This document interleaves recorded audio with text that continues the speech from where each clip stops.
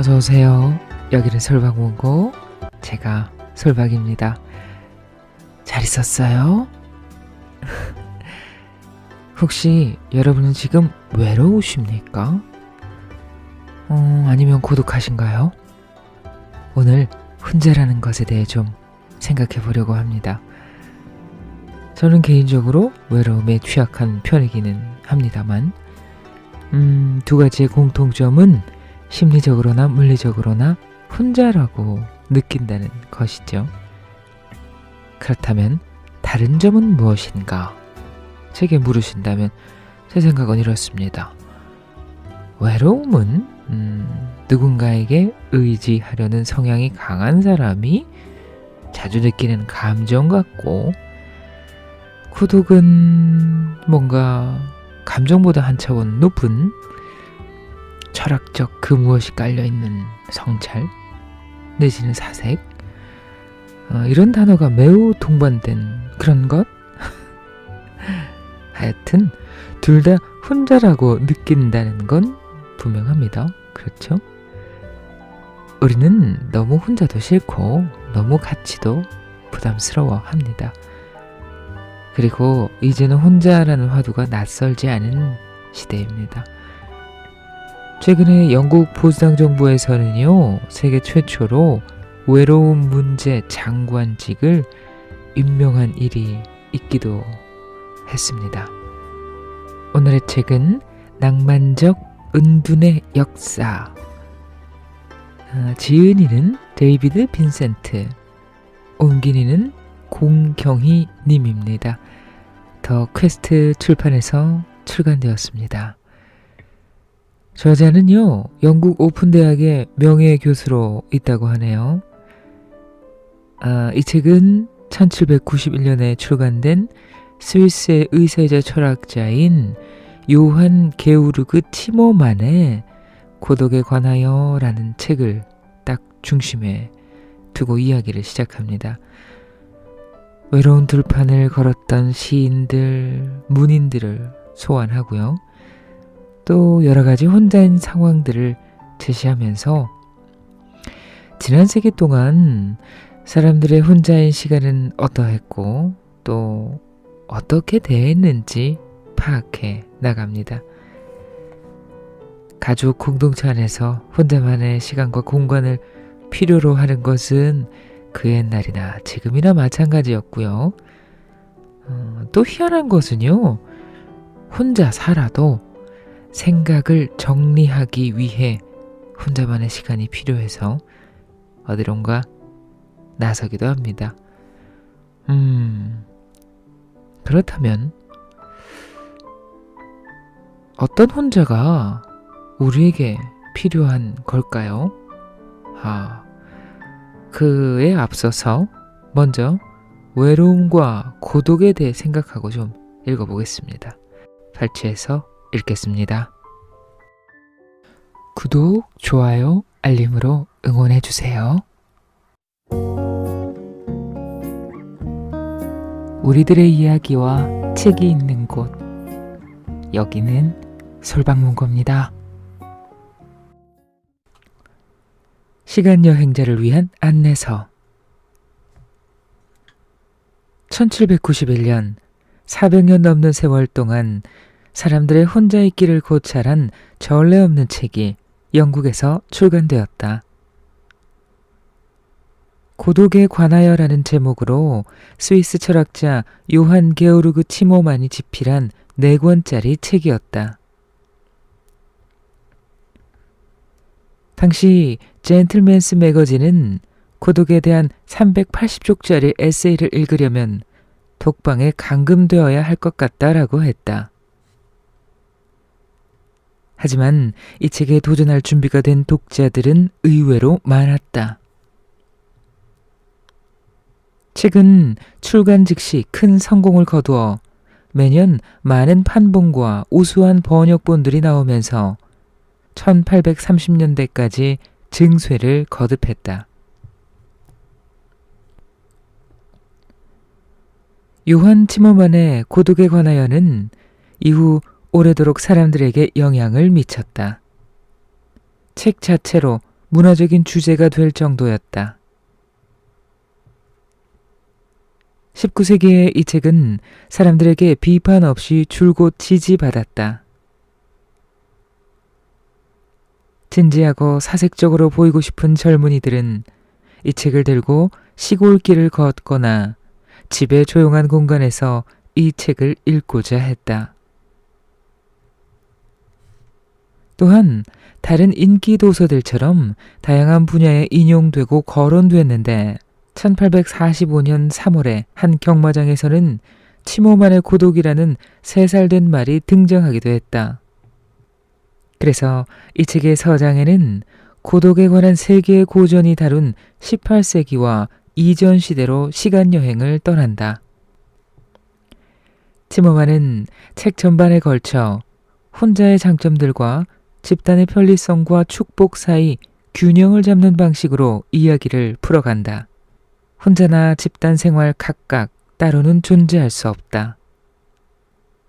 그런가 하면 한쪽이 다른 쪽 때문에 쉽게 무너질 수도 있다. 그렇기에 인간에게 과연 적정한 상태란 무엇인지에 대해 이제부터 살피려고 한다. 지난 세기 동안 사람들이 혼자 있는 시간을 어떻게 대했는지 파악해 볼 것이다. 지금 사람들이 겪는 외로움이라는 병과 대인관계에 대한 불안은 사실 2000년 넘게 시와 산문에서 나타난 딜레마의 변주이기 때문이다.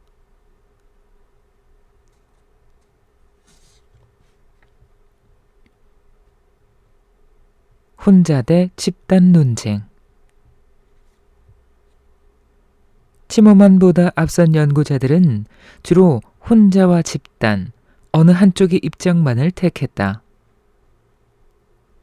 페트라르카는 이탈리아의 시인이자 인문주의자로 교회의 부패와 흑사병이라는 혼돈의 사회에서 수도원에 은둔하며 옛 로마 시대 문헌을 읽는 일을 낙으로 여겼다.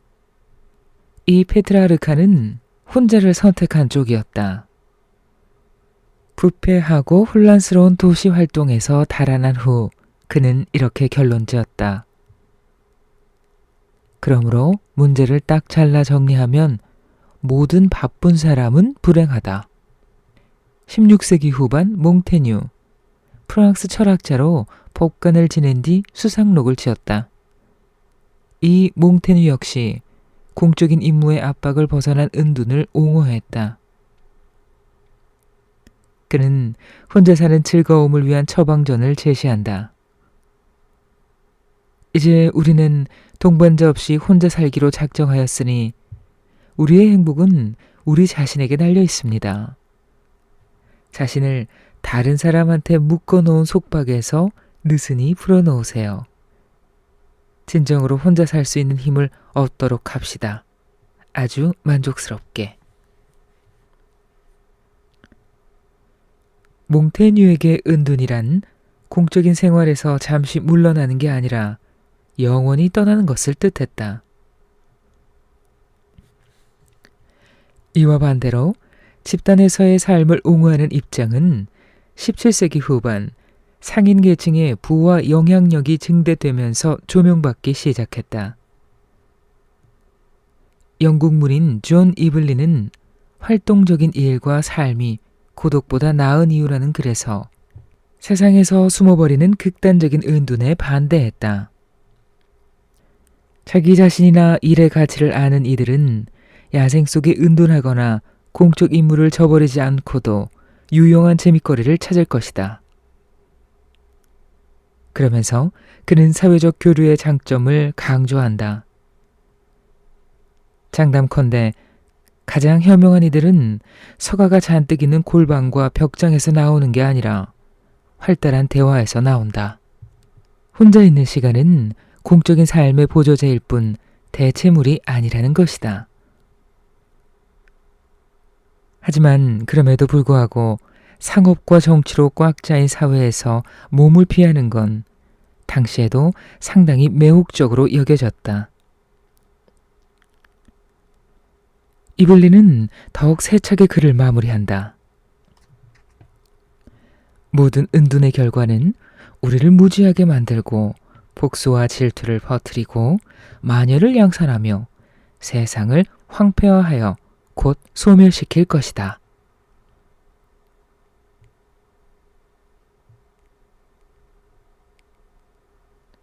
고독한 산책자의 몽상. 동시대인 중 드물게 치모만은 18세기 가정과 사회에서 개인이 혼자 있고 싶어하는 다양한 상황을 탐구했다. 폭넓은 독서를 한 데다 몸과 마음의 병을 다루는 의사라는 직업 덕분인지 그는 인간의 은둔 욕구를 가볍게 여기지 않고 진지하게 생각했다. 그가 정의한 가장 건강한 고독은 자기 회복과 자유롭고자 하는 경향이었다. 물론 그 전부터 사람들은 사색하거나 창의적인 작업에 몰두하기 위해 은둔을 택하곤 했다. 작가 로버트 버튼은 1621년 우울증 해부에서 이렇게 인정한다. 유익한 명상, 사색, 신부들이 적극적으로 추천하는 고립의 존재를 부인하지 못할 것이며 그것을 페트라 르카 등이 저서에서 크게 다루었다. 18세기에는 이런 혼자 있기의 매력이 점점 뚜렷하게 드러났다. 도시의 소란하고 치열한 삶에 지친 사람들은 생각을 가다듬을 수 있는 평온과 고요를 찾아다녔다. 글을 쓰거나 새 사업을 구상하려면 혼자만의 시간이 필요했던 것이다. 치모만 역시 진취적이고 열정적인 정신은 집단의 재미없는 산만함에서 물러나 고독 속에서 자기 구상을 소화하고 성숙시킬 장소를 찾아야 한다고 말한다. 18세기 말로 가면서 혼자 있는 시간이 주는 자기 회복이 한층 의미를 띠었고 치모만이 논문을 준비하던 시기에 출판된 장자크 루소의 고독한 산책자의 몽상에서 특히 그 양상이 뚜렷했다. 혼자의 내면 분석으로 나를 발견하는 방식은 자서전이라는 새로운 문학 장르를 열었다. 루소는 고독한 산책자 프로젝트를 이렇게 설명했다. 고통스럽고 진실된 자기 탐구를 재개했다. 나 자신을 들여다보고 나의 이야기를 발표할 준비에 남은 인생을 쏟고 있다. 다만 치모만은 루소가 자신을 알기 위해 집단을 거부한 사실에 대해서는 애매한 태도를 취했다. 철학자 루소를 은둔으로 몰아넣은 혹독한 비평과 정치 탄압, 가난 등의 개인적인 고통에 대해서는 동정했지만 집단을 벗어나야만 나의 참모습이 발견된다고는 믿지 않았다. 그는 루소가 말년에 은둔 프로젝트에 몰두했기에 더욱 쇠약해졌다고 확신했다. 상처 입은 영혼은 경쟁이 주는 충격, 그릇된 친구 관계, 악의적인 적대감의 공격을 피해 혼자 쉴 수 있는 피난처를 찾는다. 루소처럼 자기 잘못이 아닌 이유로 은둔하게 된 이들 외에도 18세기의 윤리 기준이나 처신에 어긋난 행위로 은둔해야 하는 사람도 많았다. 정상적으로 가정을 이루거나 상업적, 정치적 조직에 참여하려면 어느 정도의 자기 확신이 필요한데 불운한 실패나 잘못 때문에 자신감을 잃게 되면 누구라도 숨고 싶어질 수밖에 없었다. 수치심이나 후회, 좌절된 희망에 대한 유감, 질병의 피로감으로 영혼이 너무도 상처 입고 무력해지면 동년배들의 시야에서 벗어나 고독이라는 은밀함 속에 웅크리게 된다. 이런 경우 은둔하려는 성향은 자기 회복을 향한 적극적 충동이 아니라 사회가 주는 충격과 마찰에 대한 두렵고 소심한 혐오다. 시간을 최고로 활용하기 위해 일시적인 은둔을 선택한 엘리트들과 달리 이들은 자신의 결함 때문에 집단에서 밀려나간 망명자들이었다.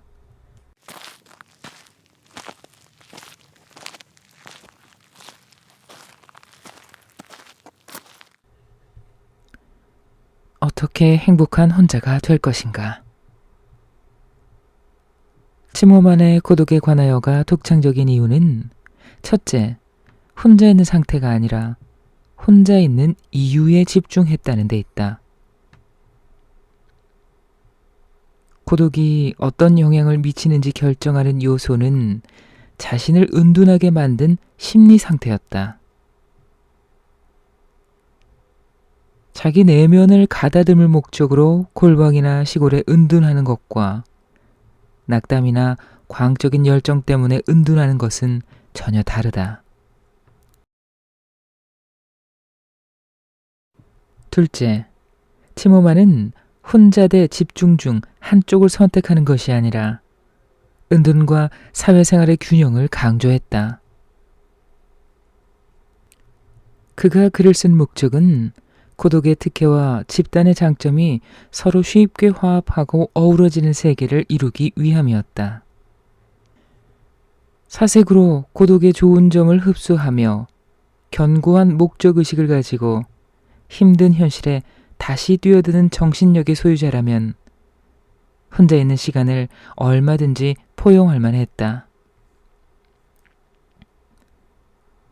반면 지속적으로 허용과 헛소리를 접하거나 사회에 상처 입어 지각 능력이 위축된 이들은 은둔의 기쁨을 음미하기에 적절한 상태가 아니라고 보았다.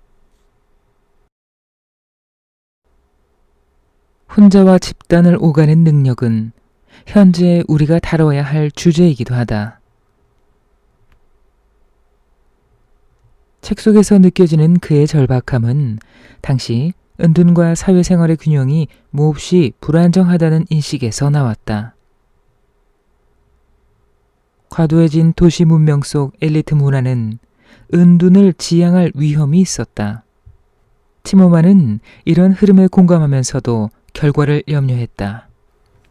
장자크 루소 같은 사회 지도자들이 연신 어깨너머로 숲속 은둔의 매력을 돌아본다면 계몽운동이 제대로 추진되지 못할 것이기 때문이었다.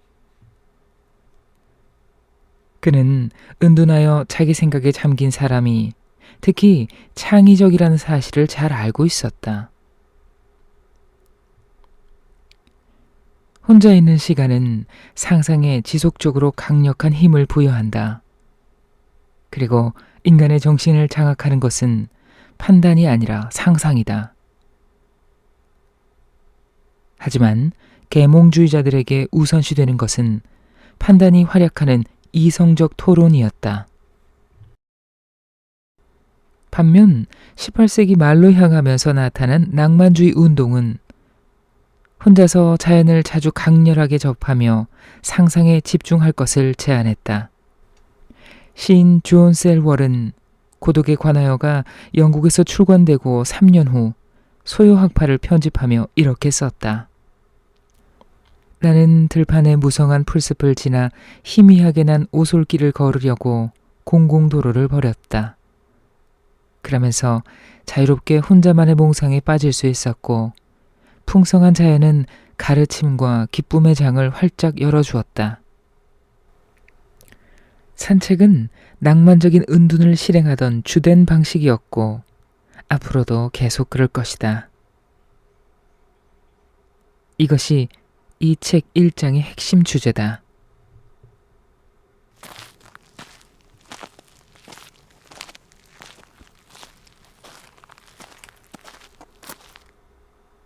고독에 관하여 그 이후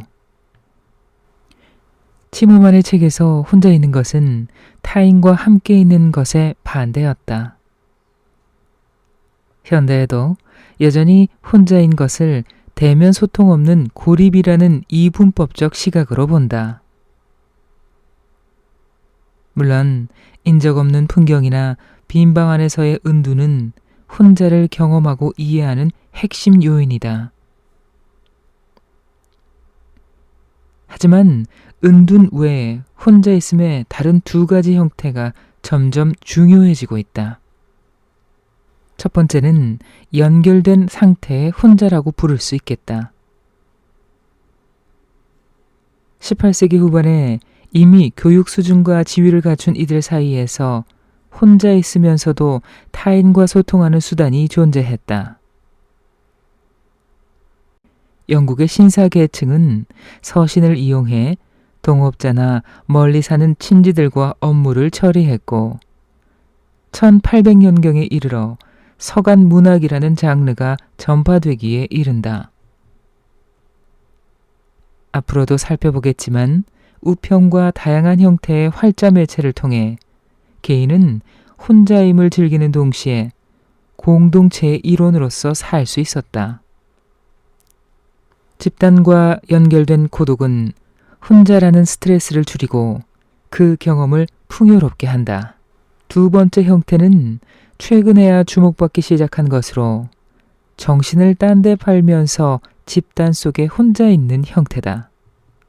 사람들의 압박 속에 나만의 숨쉴 틈을 마련하는 것에 대한 오랜 관심은 급속히 팽창하는 18세기 도시 문명 속에서 새롭게 각광받았다. 1720년 데니엘 디포는 로빈슨 크루소의 속편을 집필한다.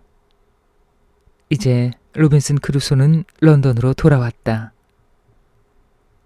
사회로 귀환한 표류자는 이전 생활의 향수를 느끼지 않았다. 교육받은 집단의 윤리관과 구속력에서 분리되는 것은 인위적이고 안전하지 않았다. 그는 오히려 일상 활동 중에 가장 심오하게 혼자일 수 있었다. 런던의 인파는 방해 요소가 아니라 생산적인 명상의 좋은 조건이었다. 크루소는 이렇게 주장한다. 영혼의 평정심은 수도원의 방이나 강요된 피정보다 평범한 일상에서 더 쉽게 얻고 즐길 수 있다. 나는 강제적인 섬 고립은 은둔이 아니라고 보기에 그러니 확신할 수 있다. 외딴 섬에서 28년간 누린 것보다 지금 세계에서 가장 많은 인파에 섞여 이 글을 쓰면서 혼자임을 더 많이 누린다. 크루소가 말하듯 가장 인구 많은 도시에서도 대화와 법정의 논쟁 속에서도 소란하고 분주한 군대에서도 사막이나 무인도의 한적한 삶처럼 완전히 혼자인 것을 효과적으로 누릴 수 있으려면 어느 정도의 훈련된 집중력이 필요했고 집중력의 수준은 몇 분간의 명상부터 관심사에 오래도록 빠지는 것까지 다양했다. 집단 속 혼자 있기는 연결된 채 혼자 있기와 함께 실행되곤 했다. 부산스러운 집안에서 혼자 독서에 몰두하는 일이 대표적인 예다. 중산층 가정에서 하인들이 분주하게 일하는 와중에도 주인은 완전히 혼자라고 생각하는 능력도 그런 일면이었다. 여기에는 근대화의 기술적인 변화가 이 두 형태에 영향을 미치게 되고 마지막 장에서 알아보겠지만 스마트폰의 등장으로 새 국면을 맞이한다. 근대화가 진행되면서 고독의 계층과 성별도 달라진다. 18세기 말과 19세기 초에 멜랑콜리 문제를 다룬 저자들은 예외 없이 교육 수준이 높은 남성들을 주 관심 대상으로 삼았다. 서재에 틀어박힌 이들은 혼자 있을 때 수반되는 병적 요소에 취약한 반면 지적인 탐구를 덜하는 일반 대중은 그런 위험이 없다고 보았다. 특히 육체 노동자들은 정신질환을 앓지 않는 것으로 간주될 정도였다. 1812년 신경기질에 관하여라는 연구는 인근 광산의 광부들이 특정 질환에 취약한 경우를 못 봤다. 이들은 술을 절도 있게만 마시면 장수한다고 말한다. 여성 역시 혼자 있는 장점을 누리지 못하는 계층이었다. 18세기 초 시인 메리 처들리는 혼자 있는 것을 남성의 도락으로 간주했고, 여성들은 가정사에 분주해서 혼자만의 시간을 즐길 기회가 없거나, 침호만의 표현처럼 고독은 남자들보다 여자들의 마음에 더 광적으로 비치기에 한번 그 상상에 빠지면 파괴적인 영향력을 감당할 수 없다고 여겨졌다. 즉, 어떤 면에서 혼자인 순간은 특권층의 전유물이기도 했다. 19세기 초부터 물질적 번영, 소비자 시장, 소통망의 발전으로 더욱 폭넓은 사람들에게 혼자 있기가 가능했는데, 이런 흐름이 특히 여성들과 빈곤한 노동자들에게 어떻게 유용했는지 살펴볼 것이다.